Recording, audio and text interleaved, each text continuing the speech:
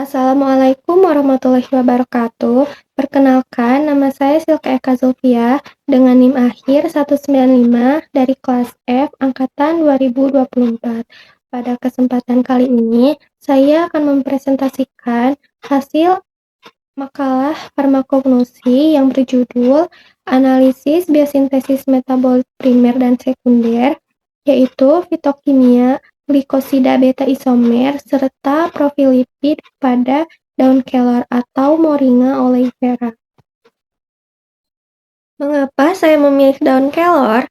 Karena daun kelor itu mengandung senyawa aktif yang beragam, baik metabolit primer berupa lipid maupun metabolit sekunder berupa glikosida yang berikatan dengan berbagai aktivitas biologis. Kemudian, latar belakang dalam analisis biosintesis daun kelor ini yaitu farmakognosi dasar mengkaji jalur pembentukan metabolit dalam jaringan tanaman yang menentukan efektivitas sediaan farmasi. Kemudian, salah satu tanaman yang banyak diteliti adalah Moringa oleifera atau dikenal juga sebagai daun kelor. Karena daun kelor memiliki banyak kandungan nutrisi dan senyawa bioaktif yang sangat melimpah. Selain itu, dari sudut pandang farmakognosi juga, daun kelor dapat digunakan sebagai contoh untuk memahami bagaimana metabolit primer seperti lipid dan metabolit sekunder seperti glikosida dapat bekerja secara bersama. Kemudian untuk pembahasannya saya bagi ke dalam 3 fokus utama. Untuk rumusan masalah, yang pertama, bagaimana alur mekanisme biosintesis glikosida dan lipid secara enzimatik dalam tanaman. Yang kedua, bagaimana klasifikasi kimiawi glikosida dan lipid serta karakteristik fitokimianya pada daun kelor. Kemudian yang ketiga, bagaimana korelasi antara kandungan metabolit tersebut dengan aktivitas farmakologi daun kelor secara tradisional maupun modern. Kemudian untuk tujuannya, yang pertama, menjelaskan proses pembentukan glikosida dan lipid dari prekursor awal hingga produk akhir. Yang kedua, menganalisis karakteristik fitokimia glikosida, flavonoid, dan asam lemak pada daun kelor menggunakan pendekatan analisis fitokimia modern. Yang ketiga, mengevaluasi khasiat tradisional dan bioaktivitas klinis kelor sebagai agen antiinflamasi dan antidiabetik.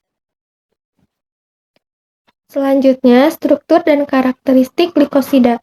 Glikosida adalah senyawa yang mengandung satu atau lebih gula yang terikat pada molekul non-karbohidrat. Nah, bagian yang bukan gula ini disebut aglikon atau genin, yang merupakan faktor utama untuk menentukan khasiat farmakologi. Kemudian terdapat gambar di samping sebelah kanan yang menunjukkan bahwa glikosida terdiri dari glikon atau gula dan aglikon atau non-gula. Saat hidrolisis, glikosida dapat terurai menjadi gula dan aglikon yang seiring bertanggung jawab terhadap aktivitas biologis. Selanjutnya, terdapat klasifikasi lipid menurut Bloor. Menurut klasifikasi Bloor, lipid dapat dikelompokkan menjadi lipid sederhana, lipid gabungan, dan defirat lipid. Lipid sederhana itu meliputi lemak dan malam, sedangkan lipid gabungan memiliki gugus tambahan seperti fosfat pada fosfolipid. Adapun defirat lipid yang merupakan hasil hidrolisis lipid seperti gliserol dan asam lemak. Pengelompokan ini sangat membantu untuk memahami fungsi biologis lipid pada tumbuhan. Selanjutnya, terdapat alur biosintesis glikosida menggunakan jalur UDP gula. Jalur reaksi utama pembentukan glikosida ini melibatkan proses fosforilasi gula, uridin trifosfat atau UTP, kemudian bereaksi dengan gula 1-fosfat menghasilkan UDP gula dan pirofosfat dengan bantuan enzim uridyl transferase. Selanjutnya, enzim glukosil transferase mentransfer unit gula dari UDP gula ke akseptor aglikon spesifik untuk membentuk glikosida akhir. Nah, biosintesis glikosida ini intinya melibatkan aktivitas gula dan bantuan enzim glikosil transferase untuk membentuk ikatan glikosidik. Selanjutnya, pembentukan lipid dan trigliserida. Pembentukan lipid atau lemak dan minyak ini dalam daun kelor terjadi melalui proses kondensasi antara satu molekul gliserol dengan 3 molekul asam lemak. Kemudian, reaksi ini menghasilkan satu molekul trigliserida dan melepaskan 3 molekul air. Biosintesis ini dikendalikan secara genetik untuk menghasilkan asam lemak tak jenuh yang dominan pada suhu ruang. Selanjutnya, karakterisasi glikosida flavonoid. Daun kelor ini merupakan sumber polifenol yang kaya, terutama flavonoid dalam bentuk O-glikosida. Senyawa utama yang diidentifikasi meliputi quercetin dan hemperol. Berdasarkan analisis modern, daun kelor juga mengandung glikosida spesifik golongan isothiocyanate yang dipercaya dalam ekstrak biji serta daunnya. Selanjutnya, karakterisasi lipid dan asam lemak. Profil lipid daun kelor didominasi oleh asam lemak tak jenuh rantai panjang. Konstituen dominan meliputi asam oleat yang mencapai persentase tinggi yang menyerupai komposisi minyak zaitun atau olive oil. Kemudian, keberadaan ikatan rangkap pada asam oleat ini memberikan sifat cair pada suhu ruang dan berkontribusi pada karakteristik biologisnya. Selanjutnya, bioaktivitas glikosida. Kandungan glikosida pada daun kelor memiliki berbagai aktivitas biologis yang memiliki potensi untuk mendukung pemanfaatannya sebagai tanaman obat. Untuk manfaat yang pertama yaitu sebagai antiinflamasi. Glikosida pada daun kelor dapat menghambat mediator proinflamasi atau sitokin dan aktivitas enzim COX. Kemudian, bioaktivitas glikosida yang lain yaitu sebagai antidiabetes dan sebagai protektif.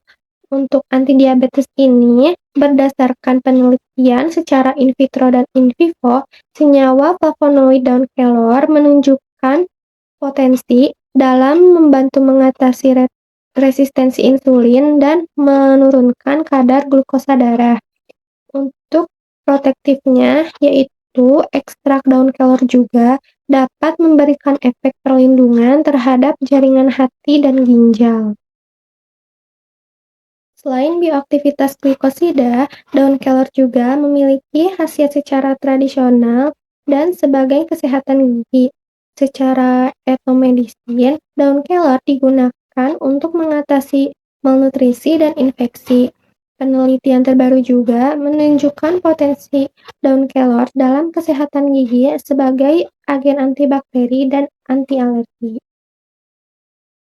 Nah, kesimpulannya, berdasarkan pembahasan, daun kelor mengandung metabolit primer berupa lipid serta metabolit sekunder berupa glikosida yang memiliki peran penting dalam aktivitas biologis tanaman.